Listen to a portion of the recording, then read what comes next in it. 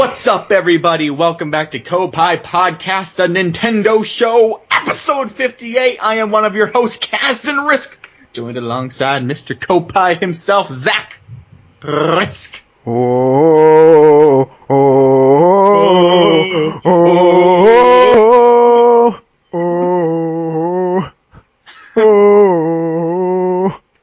That is by far the best. Zach, cut it out, man. Sorry. We got a show to host here. In case you guys didn't recognize that as the theme song sort of menu It's music. just so catchy. Of ARMS. Just ARMS. I know it sounds like you're expecting a subtitle. Nope, just ARMS. We've been playing the Global Testpunch all weekend. And we're going to be playing it next weekend as well. Maybe we'll live stream it next weekend. Ooh. Yeah, I don't know. But yeah, we've been playing that, so we're going to be talking about that today in case you can't tell by the title, the thumbnail, and Zach just busting in a song there. Zach, how you doing? I'm doing awesome. You're doing great. Yeah, that song is contagious. Yeah, you just finished up like a solid another hour block of some Global Test punching. I did. So you're probably fatigued, your arms are probably wobbly, you punch I was poning some noobs. Yeah, you're apparently like a little prodigy when it comes to arms. You just were built for boxing. Yeah. I'm doing pretty good on it. There was a few people in our lobby that we were all like the high score people, and we're all competing and like kind of taunting each other with our little like 3 emoticons you can do. But it was really awesome. We'd have some intense fights and going back and forth, and the game is highly competitive and awesome. And sometimes you can get those poor people, like a couple people I had to kind of go easy on, but yeah, incredible experience. It wasn't you. I had to go easy on a few people just because I wanted them to have a good time. Be all discouraged and not buy the game. Oh man. Well, you don't want to recognize like your Bob's Boon tag and be like, ooh. There's this weapon in the game. It's those dragon things that you punch out and they kind of just shoot a laser beam out of them. Yeah. And so this person, I don't know their age, but they seemed really young because I just started pummeling them right away, like hopping around and like doing my moves, my usual thing, and they're just kind of like fumbling, and they had 2 dragon arms, and so they'd like shoot them out, and then they'd like take a second, and then pew, and I just like hop around them, and they couldn't do anything. It was like foolish. That's not a good. Double dragons? Yeah, double. Yeah. And so I was just kind of pecking at them, and finally just was like mercy kill there at the end. But yeah, I don't know. No. Then they immediately left. I felt kind of bad, but yeah, I am not an arms prodigy. I struggled a few times and was going against some very skilled matches, but I did have some that were super intense. I did have others where I was pummeling and doing good. So it just was kind of the luck of the draw for me as far as matchmaking goes, but right. I'm excited. I rock volleyball. Like volleyball, I'm a champ at. Mm-hmm. For those of you that didn't get a chance to play the Test Punch, and you've seen some of the trailers, you may not, be as familiar with volleyball because that's not kind of been their like, front and center sort of battle mode. Throughout the Test Punch, they team you up or pair you off one-on-one to punch each other, to Test Punch. But for kind of modes, or I don't even know if it's necessarily in a waiting lobby or something, but there's just sometimes they just randomly put you in a mode where it's basically volleyball, but you have to punch the volleyball back and forth. And I don't know if it's contingent on the arm you're using or just how often it's punched, but sometimes you can pop the ball. And at first I thought it was because I was using a boomerang hand, and I thought I cut open the ball, but even if you just punch it a lot, the ball can pop and land over on the other person's territory. So I rocked that and was really good at volleyball. Yeah, I'm excited to see what else they do with that. It seems kind of like a sort of Rocket League thing where you can imagine them. Oh, totally. Yeah, I think they do have confirmed that there is a basketball mode, and so I'm just wondering what else hoops. they do. That mode, I don't know, they seem to be treating it like it's a legitimate like mode on the same par as the fighting mode, like when they talk about it. But I mean, I guess there's some skill. I found that kind of if you do those little like flips midair while you're punching, and it kind of helps out a little bit for some reason. Like they kind of programmed it that way. It seems a little strange. I'm not sure how it all works exactly. I do feel like the ball gains the damage as you hit it. So if you are repeatedly hitting it, it builds up that tension to explode quicker. And so when you see it getting close to detonating, you want to just tap it over. You don't want to be nailing it. So yeah, and I always just keep nailing it until it just explodes. But Yeah, we have tons to share about ARMS. That's the topic of the show today. So we're going to be going through actually the direct. We never had a chance to react to that because I believe you were gone on during the week of the direct. You were on your anniversary trip. Yeah. And so we didn't have an episode. I don't think we may have just uploaded one of the old Patreon ones. By the way, if you see or if you did see a Patreon episode in your SoundCloud feeds, or if you see them on YouTube, we're just getting those out because we never released those to the public. I saw a comment that's like, I'm not a Patreon supporter. Should I be listening to this? Like, go ahead, listen to it, enjoy it. I'm releasing them for free now. So even though in the actual Patreon episodes, we are very adamant, like, hey, if you're not supporting us, don't be listening to this. Like, forget all that. We don't want to edit all that out because I don't want to edit. So, yeah. But no, we are an all Nintendo podcast that posts each and every week on youtube.com/Koppai Gaming, as well as SoundCloud, iTunes, Google Play Music, Stitcher Radio, and other various podcast services as Koppai Podcast. And each week we discuss the games we've been playing, the news of the Nintendo pipeline, and then a topic of the show. If you like that, be sure to leave us a review and click that subscribe button. Smash it! Along with the little bell. See that little bell there? Click that. You'll be notified of when we post videos each and every day discussing more and more Nintendo.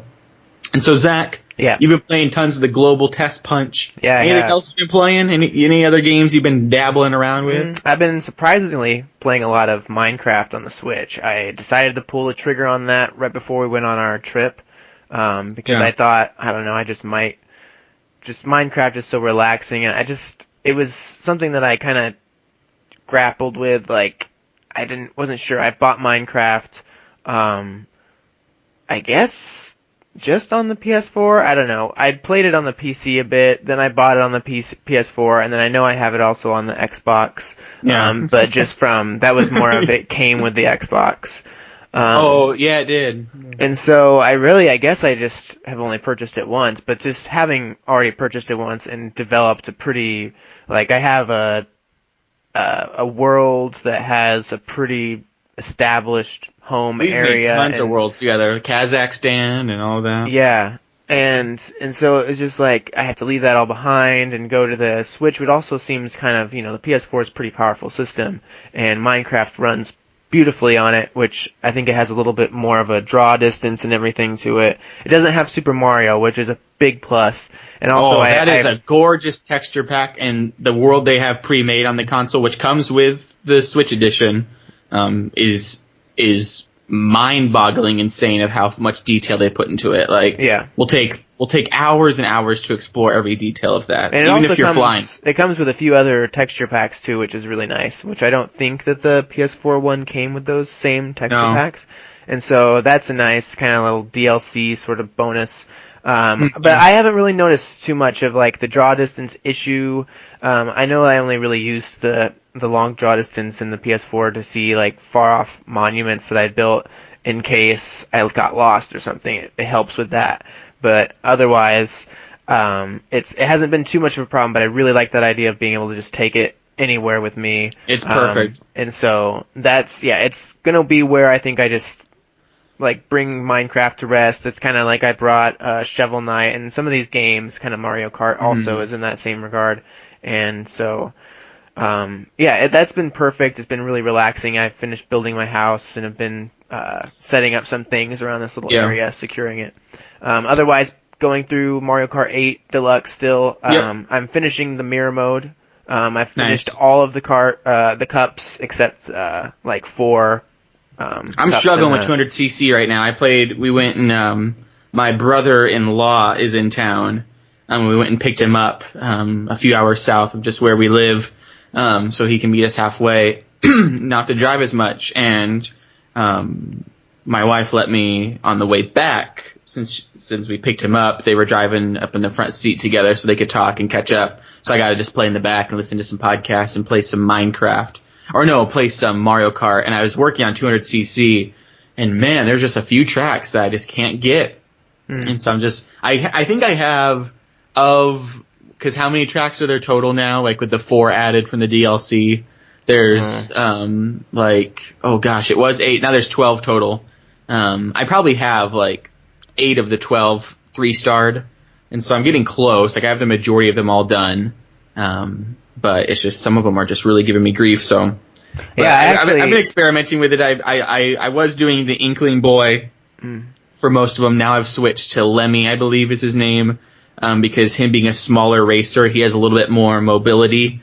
A medium-sized character, just his weight class is different, and that's been helping a little bit. I wish the Inkling was smaller, because I love the Inkling Boy as my main, but yeah. So. I ended up using the baby Rosalina, I think, for a lot of the remainder of 200cc and stuff. The time trials especially, those are the most brutal part, I think, of this. And I'm not sure, I was talking to somebody on one of the forum groups, and they were talking about the extra pink boost and how certain things seem easier.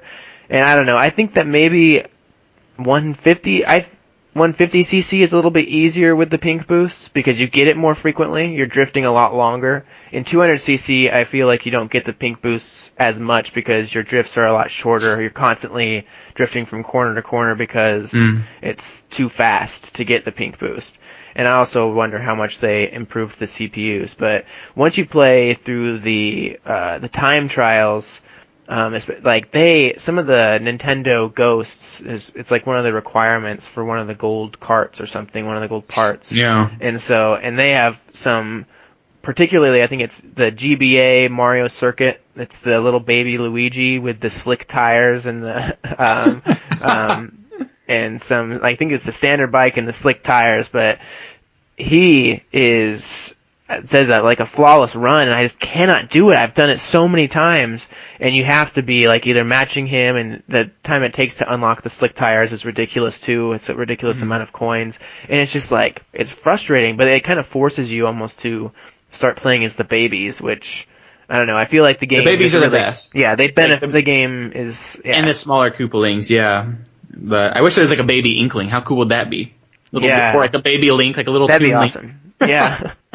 But yeah, hopefully, I don't know. I think we had a question from Noah Kenny asking if did we get another Mario Kart eventually on the Switch, and I think we answered. I don't know if we did answer that. We believe we won't be getting one for the foreseeable future. Mm-hmm. But I do hope they come with DLC packs and slowly continue to morph it in just a Nintendo Kart and give us small other Nintendo characters like a Tingle. How cool would Tingle be? Yeah, a little Tingle racing his kart around. Or Diddy Kong and all of that. Definitely E3. So yeah, we may get more details then. We actually that's not a topic to discuss this week, but it'll probably be most of next week will be E3 predictions, because then we'll be is E3. It's not this Tuesday. It's not next Tuesday. It's 2 Tuesdays from now. So all right. Yeah, we're getting close though. Getting to the home stretch. Yeah, I've been playing obviously all of that. Been playing Minecraft and Mario Kart. Lots of Destiny still. Actually focusing on making some Destiny videos if you guys are into that. And like our Koppai content, you can head over to youtube.com/KazRisk and find some Destiny stuff there. And when we start making some guides for people that want to get into the story a little bit more. Yeah, me too. I've been playing that game too recently. Yeah, getting back into it. So Destiny 2 hype. Yeah. And I think I got the Magikarp game on my Android phone. And I haven't checked that out yet. I haven't done that. It's pretty crap, but whatever. That's what it looked like to me. I was like, I just didn't have much interest at all. But I thought it was kind of neat to read about for a minute, but otherwise, yeah, I didn't really check it out. Yeah, so other than that, just more Switch, more fun. But yes, that's everything we've been playing. And before we get into the topic of the show, let's real quick unclog the Nintendo pipeline. So each week we go through the Nintendo pipeline, figure out what's going on, and this week we have 5 pipe plug-in news bits that need to be dealt with. So we're going to go rapid fire through these before getting into the topic of the show. So number 1, Lego Marvel Superheroes 2 has been officially announced, focusing on the Guardians of the Galaxy characters, as well as Doctor Strange, Spider-Man, and the Avengers. So basically what you would expect out of Phase 2 Marvel is in this new Marvel Superheroes game. Super exciting. I love the Lego games. Sonic Mania may have a release date of August 15th, according to a European Steam trailer. I personally expect a release date announced at E3, and August 15th seems to make sense since I believe they were discussing June earlier and then delayed it until later summer. So August 15th makes perfect sense. Yep. The Financial Times reports that Nintendo has increased production for the Switch. Just makes sense. We've been getting more and more demand for that. Shuhei Yoshida, president of PlayStation, has praised the Switch for embracing indies, and the CEO of NCSoft has bought every employee a Nintendo Switch along with Zelda. And so it's certainly a time of hype for the Nintendo Switch. And I also saw a tweet where John Mayer the other day said Nintendo Switch is the best thing to happen to touring since Wi-Fi. So everyone's loving the Switch. Yeah, what was crazy about that story about the NCSoft too was that I don't think they've even received all of their Switches with Zeldas because the order was just too big, and Nintendo was like, we can't fulfill. I think they wanted like 3,000 Switches at once with Zelda, and they're like, well, I don't know if that like fits into like our whole distribution schedule and all, like, so the demand, is crazy how people are, I think it's gonna just be increasing at people being like, we need a whole bunch of Switches like right now, and Nintendo's like, oh my gosh, what? If ARMS or Splatoon or when Smash comes out, like if any of those 3 titles take off as an eSports thing, you're gonna have, like, we need all these Switches and stuff. Like, that's how other consoles sell out so much. Like, for every MLG tournament with Call of Duty and the PlayStation, they need a whole bunch of PlayStations there. And then each person probably owns 1 or 2 to have at their places for practice. Like, eSports is the best way to sell all these. And so I wouldn't be surprised, like, with these new sports or eSports titles kind of coming out on the Switch, we may see it. Speaking of sports, number 4, NBA Playgrounds has, quote, something big coming soon. And we also got some details on Monster Hunter XX coming to Switch. And I believe there's also some Dragon Quest 11 information coming out. And so be on the lookout for all of that. And number 5, later this week we'll have more in-depth discussion on the new games of the week. Actually, it's tomorrow if you're listening to this now when it goes up. And we'll be talking about the new games that came out this past week. We'll also later be discussing Disgaea 5's trophies and reviews, as well as the reviews of Ultra Street Fighter 2 and the leak of Mario and Rabbids. And I believe on Saturday we'll be discussing the future of Fire Emblem on Switch as we discuss an interview with Intelligent Systems producer and the producer and director of the Fire Emblem series over at Nintendo. And so we're going to have more videos for you guys throughout the week. And so be on the lookout for those. And with that, we can give a satisfying flush and watch the news swish and swoosh into oblivion. And now, on to the topic of the show, ARMS, including our reaction to the Direct and our impressions on the Global Testpunch. Awesome. And so what we're going to do, Zach, yes, is we have here the notes from the Direct. So let's go through as much as we can. We may have to cut some of it out. We may not be able to finish it. We're going to maybe go through some things quicker than others because we only have so much time. We got to get out of here so we can record some of the other stuff this week. Let's go through the Direct notes here that were actually released from Nintendo through a press release they had that kind of sums it all up perfectly. And as we go through, we'll be like, oh yeah, we did play this part. We know what this is actually like. And so we'll kind of merge our impressions into the Direct reactions. Yeah, Koppai merge. Koppai merge. Okay, yeah. First part, combat customization. After selecting a character, players will have the opportunity to equip 2 arms, because you have yourself 2 arms. Makes you sense. have an arm on the right, you have an arm on the left. These arms range from standard fists to things like boomerangs, missiles, as Zach was mentioning earlier, dragons, offering a wide variety of close and long-range attacks, as well as offensive and defensive options. And so, we actually did get a chance to try out a few arms, not many. Each character has quite a bit, but we only were able to try out a few during the test punch. The types include dozens of arms that can be selected in the game, each with its own special power and handling ability. So different types range from something like the Toaster, which was my personal favorite arm probably of the whole thing. I loved the Toaster. It's just like, it's like a Mario punch. It's, I believe, Springman's punch, and it's just solid, which unleashes a flaming punch, to the Tri-Bolt, which shoots out 3 bolts horizontally. Some arms even have a boost defense, like the Guardian, which can be used as a shield. I think, didn't Helix have that one? Yeah. It's like a little tiki man, and yeah, I used that one, hated it, did accomplish nothing for me. If you're gonna use a shield, just block yourself. Right. Totally. arms also include attributes. There are 7 different arm attributes in the game, each with its own special thing. So like fire, electricity, wind, sight, suns, explosion, blind. It's basically like Pokemon, match them up for strategic advantages. Obviously fire goes well against ice and so on and so forth. So there's that. What you would expect. There's actually lots of depth to the fighting game, including weight. I had this happen to me a few times where you have someone with a really fat arm. Very visual representation to know if someone has a fat arm. They punch through your kind of tinier arms. And you later get upgrades to your arms with arms currency and the arm getter. And so we did, obviously, with the test punch, didn't get a chance to try out upgrading and buying new arms. And there was no customization in that regard. But we did get to try out a few arms. As I mentioned, Toaster. I would use Toaster in the left hand, and I believe Boomerang in the right.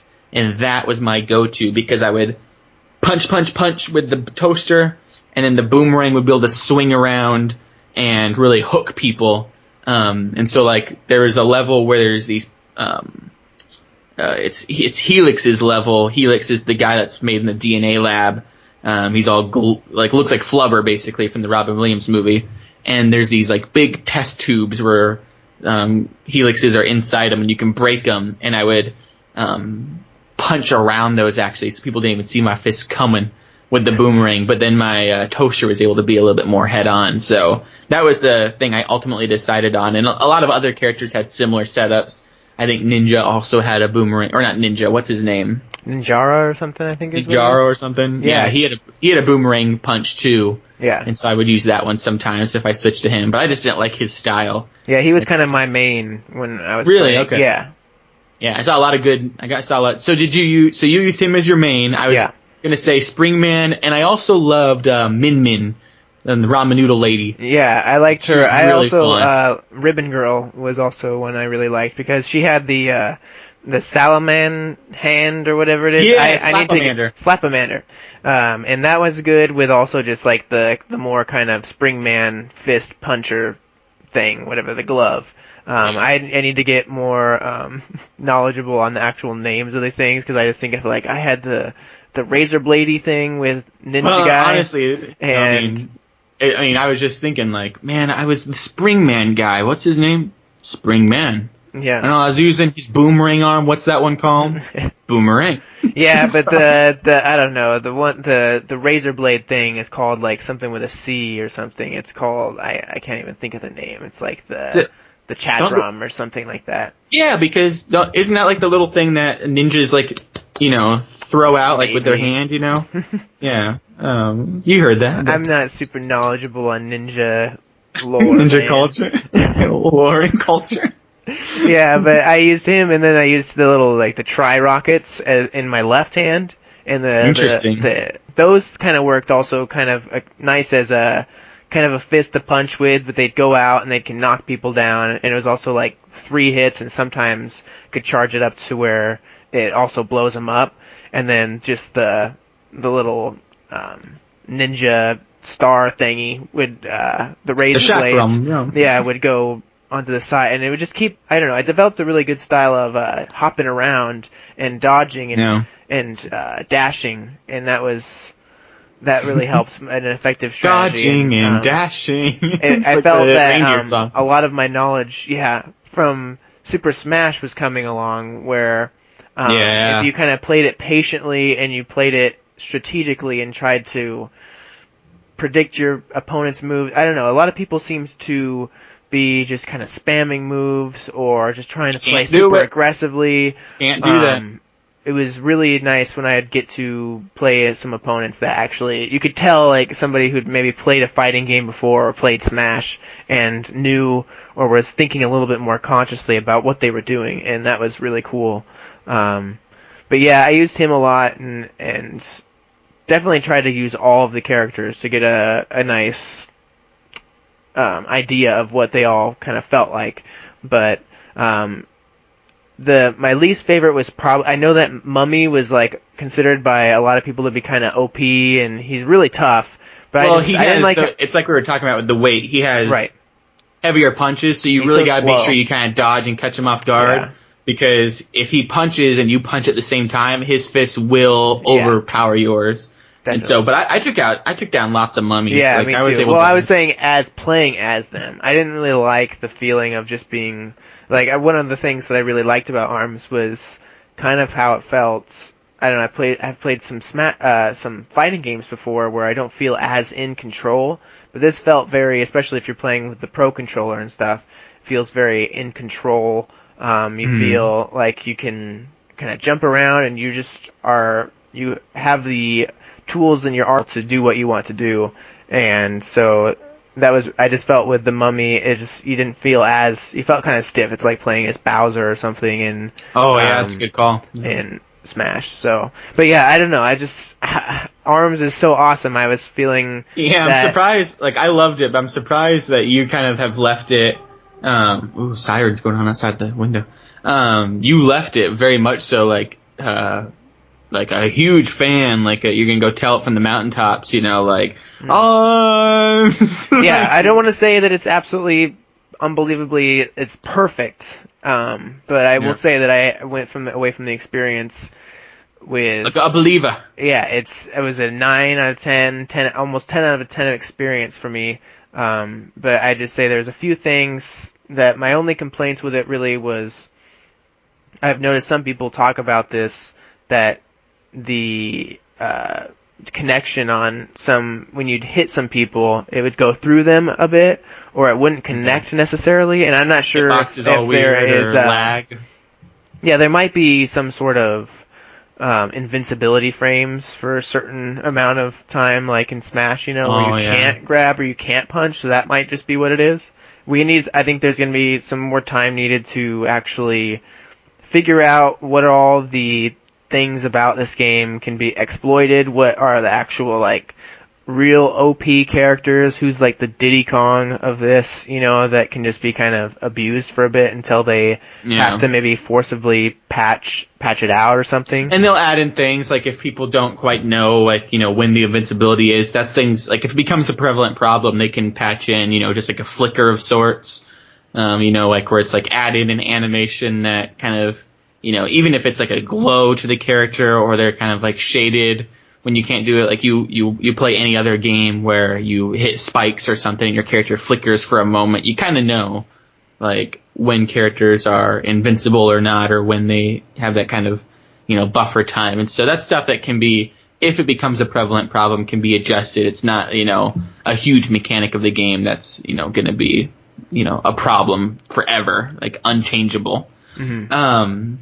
But yeah, no, I played every character. As I said, Springman was my favorite. Min was really fun. I wanted to love Helix, but he was a little too floaty for me. He was a little too bouncy and jiggly, and his arms were sometimes not as precise as I wanted him to be. But he's so cool looking, and he has the coolest style, and his victory pose is so funny because he just looks up at the camera and has the most dopey look on his face.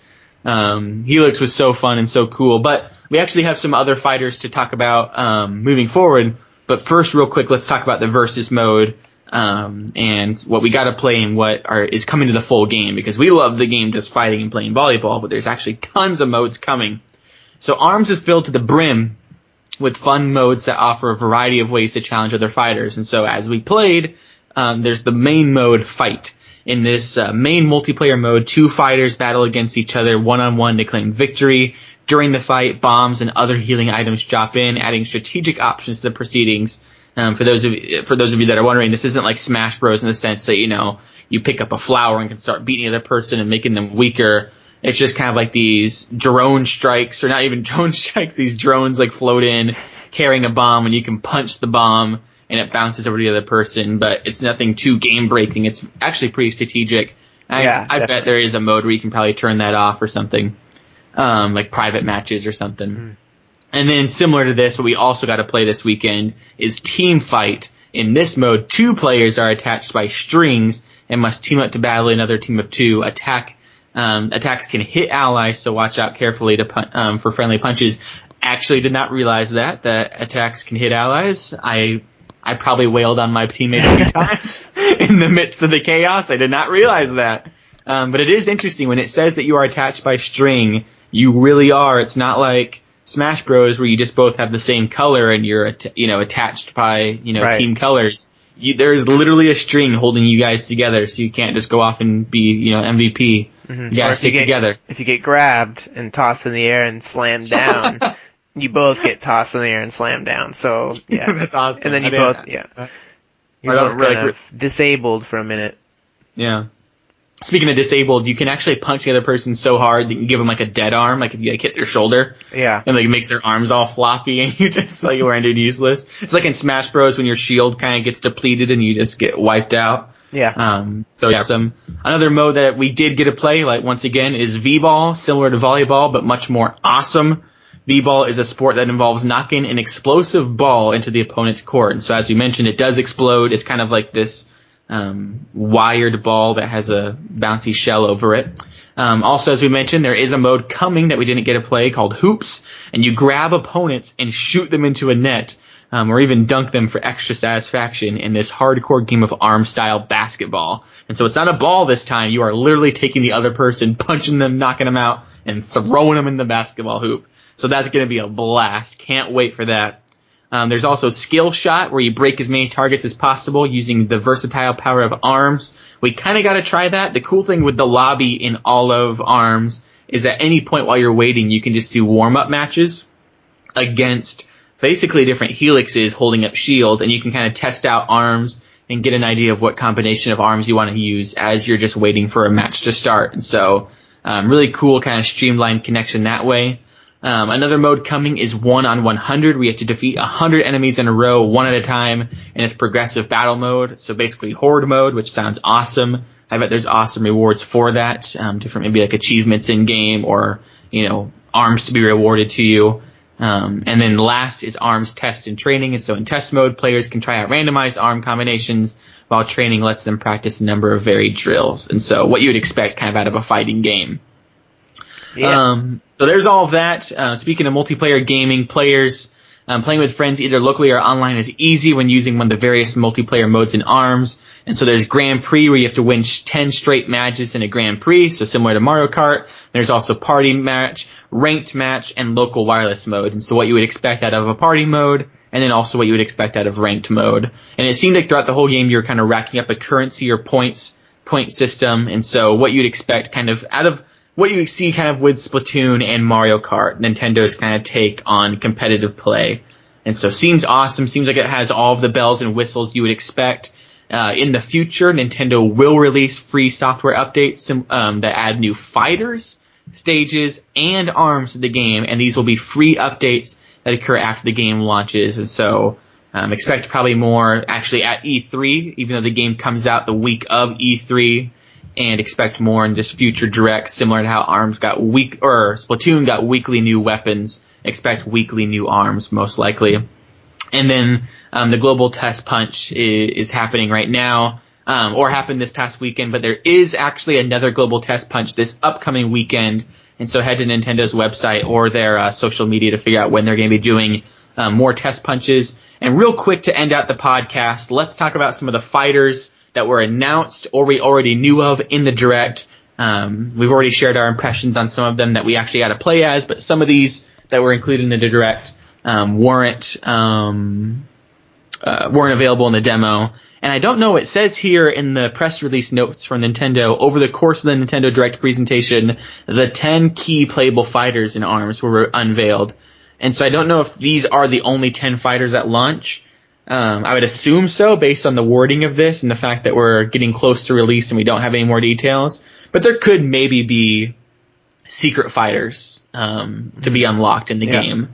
And so we don't know that for sure. I'm trying to remember, when's the last time we had a new Smash Bros? Were there any secret fighters? I don't think there's any secret fighters. In the latest one, I don't believe. But okay. Yeah, so most likely these are the 10 playable characters in ARMS.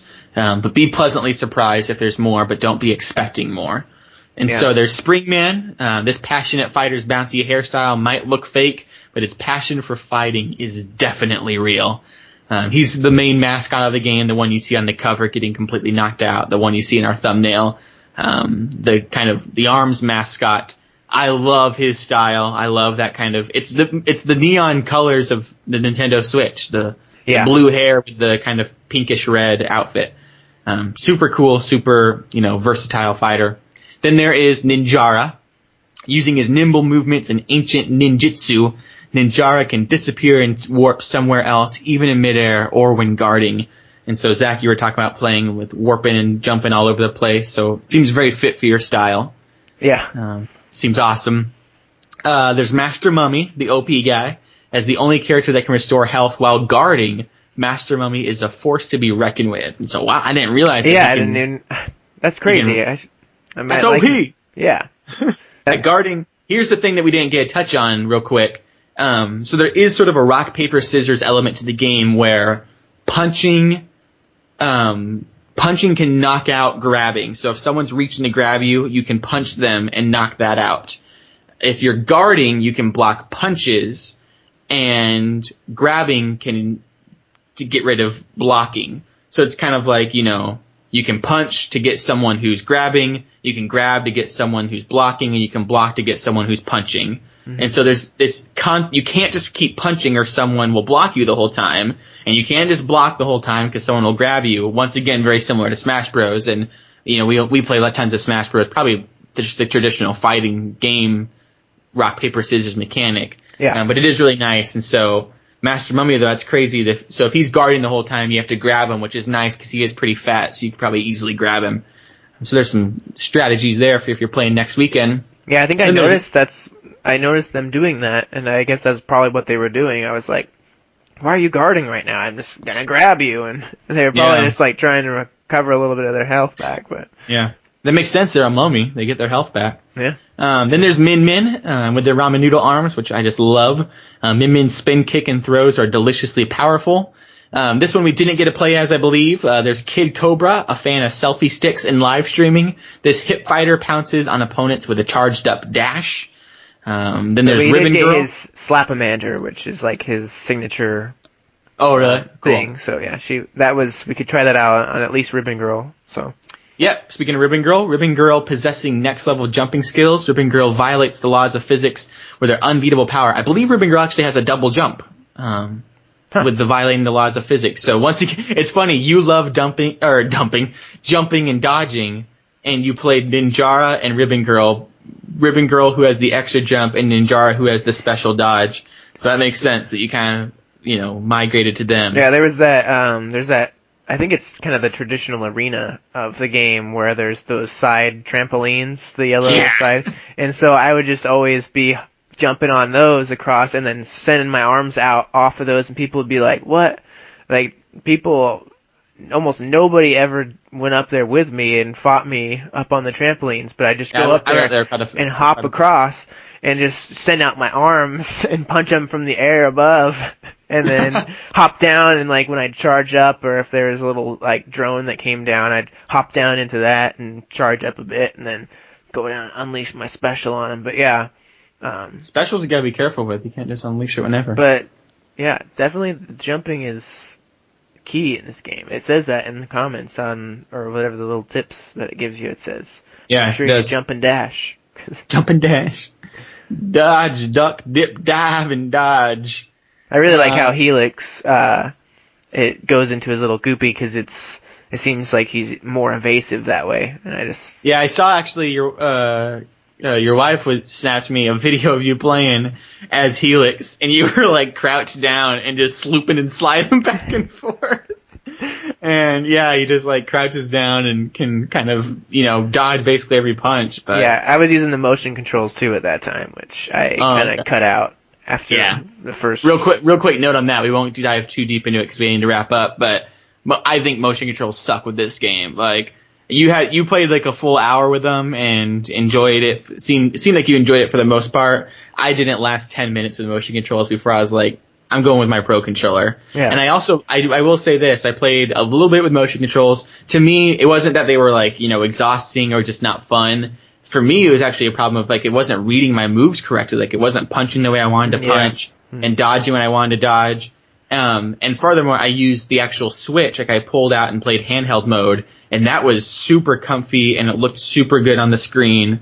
And so handheld mode, I think, will be an awesome mode, which I thought was going to maybe be a problem with this game. I thought maybe it wouldn't feel as fun with traditional controls. Like, I thought it was going to be designed around motion controls as like the main way. Right. And I think it's almost the opposite. I think Definitely. it's a game that plays awesome on a normal controller that you can happen to use motion controls if you want to, similar to Mario Kart. Mm-hmm. Yeah, there was a poll on the Nintendo Switch Reddit last night that was asking people, and it had about 2,000 votes at the time, and it was basically evenly split, surprisingly, I thought, between Pro Controller and motion controls.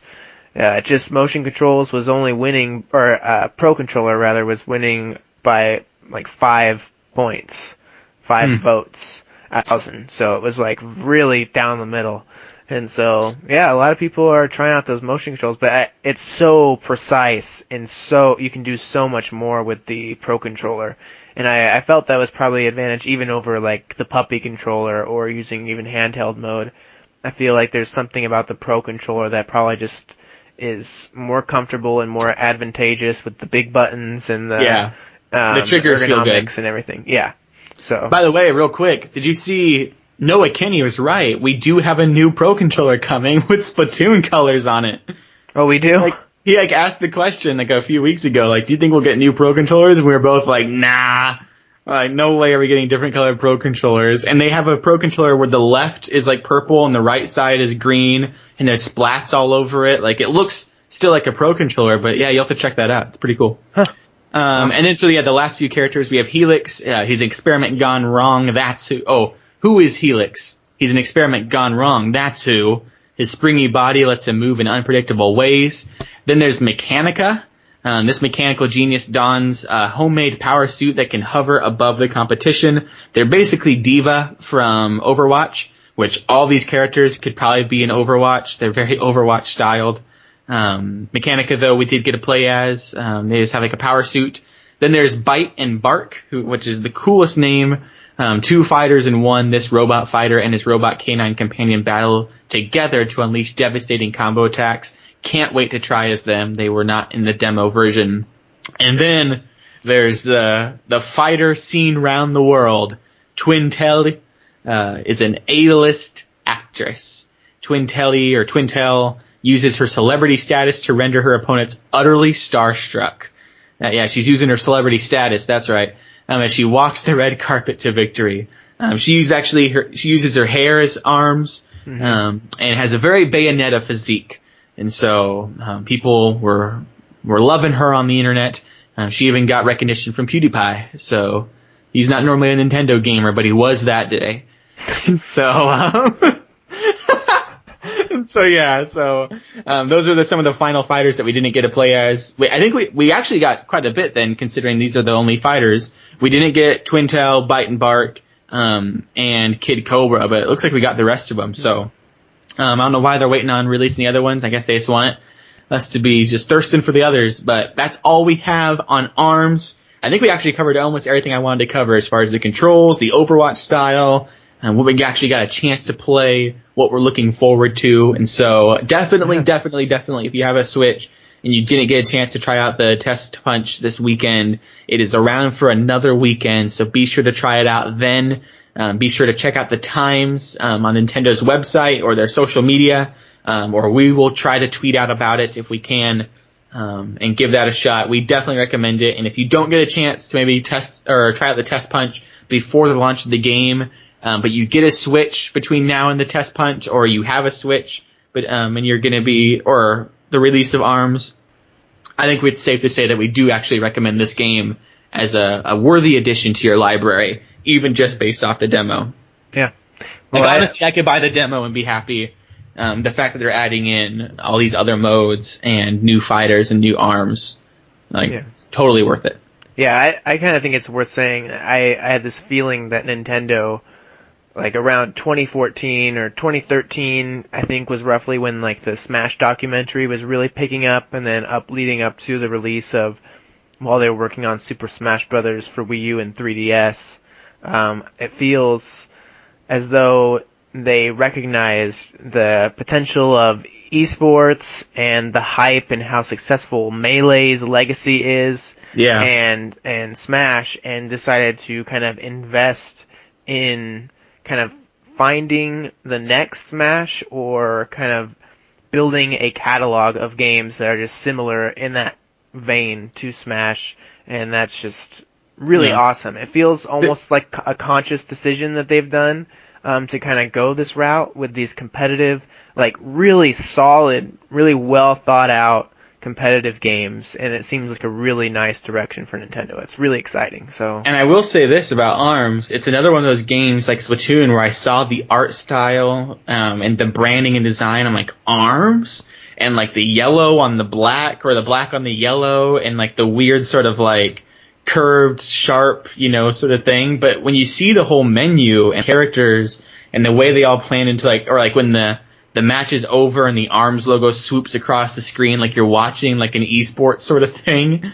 Yeah. Like it all works together and just creates this like own sort of culture around the game. And the branding is just really well done. So and that theme song. The other thing I was going to say is I feel like this is going to be one of those games where the Nintendo Switch is kind of becoming this perfect college dorm room console of like, everyone needs their own Switch in their room. And this is another game like Rocket League and Overwatch where I can just imagine long parties being played with this game and fighting and trying out new arms and new combos. And just, it's easy to learn but tough to master, just like Rocket League and Overwatch. There's characters to fall in love with and cool mechanics. The Japanese culture is just going to go to town on like fan art with these characters and fan fiction and comics with all of them. And I can't wait to see how this game evolves. I think we have a big one on our hands, folks. And so I'm excited. But we'll be back tomorrow with some information on the new games that came out this past week. And later this week we'll be discussing Disgaea 5, Street Fighter, and Mario and Rabbids, and all of that. But for now, that is the end of Koppai Podcast. And so, be sure to click the subscribe button if you're watching on YouTube, as well as the like button and the notification button to be notified of when we post these new videos each and every day. And also, if you're listening to the audio version on iTunes or SoundCloud or wherever you are, please, please, please leave us a review. It really helps grow the channel.